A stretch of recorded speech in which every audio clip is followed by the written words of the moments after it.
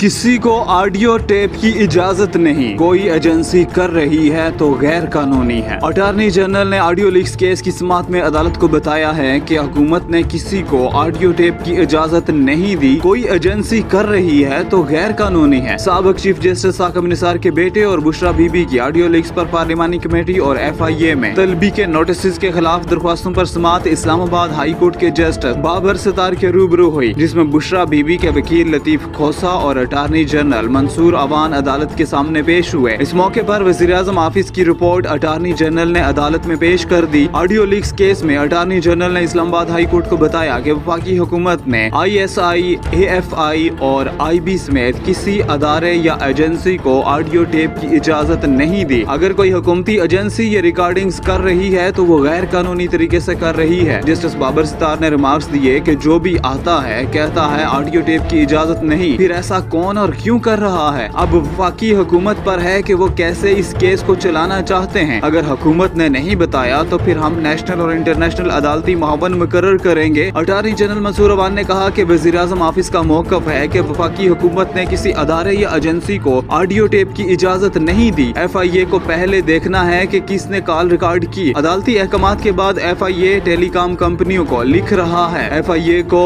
इन IP addresses तक रसाई चाहिए होगी। अगर कोई हुकूमती एजेंसी ये रिकॉर्डिंग्स कर रही है तो वो गैर कानूनी तरीके से कर रही है। अटॉर्नी जनरल ने मजीद बताया कि ISI की रिपोर्ट के मुताबिक सोशल मीडिया प्लेटफॉर्म से रिपोर्ट लेनी पड़ेगी, तभी तहकीकात आगे बढ़ सकेंगी। जस्टिस बाबर सितार ने रिमार्क्स दिए कि ISI कह रही है कि ऑडियो कहां से लीक हुई, इसके सोर्स का पता नहीं लगा सकती। अदालत ने पेमरा से इस्तफसार किया कि उन्होंने ऑडियो लीक्स नशर करने वाले TV चैनल्स के खिलाफ क्या कार्रवाई की। आप मौसर तरीके से बतौर रेगुलेटर काम कर रहे हैं। पेमरा ने बताया कि प्राइवेट ऑडियो लीक कोई TV चैनल नशर नहीं कर सकते। हमने ये मामला काउंसिल ऑफ कंप्लेंट को भेजा है, वो फैसला करेंगे। जस्टिस बाबर सितार ने इस्तफसार किया कि क्या आपने TV चैनल्स को किसी और केस में फौरी हदायत जारी की है। आप कह रहे हैं कि फौरी तौर पर एक्शन नहीं ले सकते। मामला पेमरा काउंसिल ऑफ कंप्लेंट के पास जाएगा। बुशरा बीबी के वकील लतीफ खोसा ने कहा कि एक दफा नहीं, इस मौके पर अदालत ने TV चैनल्स ज़ाब्ता इखलाक से मुतल्लक सीनियर सहाफियों को भी अदालती मुआवन मुकर्रर करने का फैसला किया। जस्टिस बाबर सितार ने दौरान समाअत एतजाज एहसन को मुखातब करते हुए कहा कि एक तरफ फ्रीडम ऑफ इंफॉर्मेशन, दूसरी तरफ प्राइवेसी का मामला है, कैसे बैलेंस होना चाहिए। आप बताएं कैसे इस केस को अब आगे बढ़ाया जाए। एतजाज एहसन ने कहा कि सेल्फ रेगुलेशंस होनी चाहिए। यहाँ तो आइन पर अमल नहीं किया जाता। आइन 90 दिन इलेक्शन का कहा,